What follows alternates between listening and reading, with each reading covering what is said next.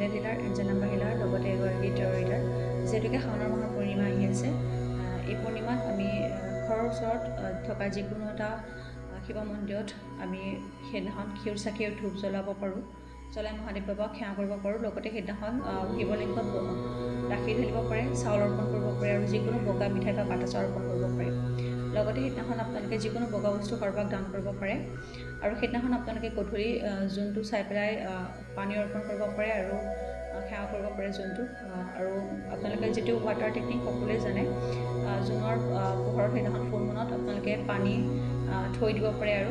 সদায় সেই পানীখিনি আপোনালোকে চাৰ্জ কৰি খাব পাৰে পানীখিনি সূৰ্য ওলোৱাৰ আগত আপোনালোকে ৰাতিপুৱা সূৰ্য ওলোৱাৰ আগত লৈ আহিব গোটেই ৰাতি থৈ পেলাই আৰু সদায় সেই পানীখিনি চাৰ্জ কৰি খাব চেষ্টা কৰিব লগতে সেইদিনাখন আপোনালোকে বেলিফ টেকনিক কৰিব পাৰে বেলিফ টেকনিকৰ বাবে আপোনালোকে প্ৰথমতে বেলিফটো ধুনীয়াকৈ আপোনালোকৰ নিজৰ নাম আৰু ডেট অফ বাৰ্থ লিখিব লগতে আপোনালোকৰ যিটো উইচ আছে সেইটো উইচ প্ৰেজেণ্টেঞ্চত লিখিব আৰু ধুনীয়াকৈ দুয়োখন হাতেৰে হোল্ড কৰিব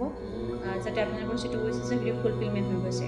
তাৰপিছত আপোনালোকে তেজপাতটো জ্বলাই ইউনিভাৰ্চত উৰাই দিব পাৰে বা ৰাখিও থৈ দিব পাৰে আপোনালোকৰ উইচটো ফুলফিলমেণ্ট হৈ যোৱাৰ পিছত আপোনালোকে জ্বলাই দিব পাৰে এই সৰু সৰু ৰেমেডিকেইটা আপোনালোকে কৰি চাব পাৰে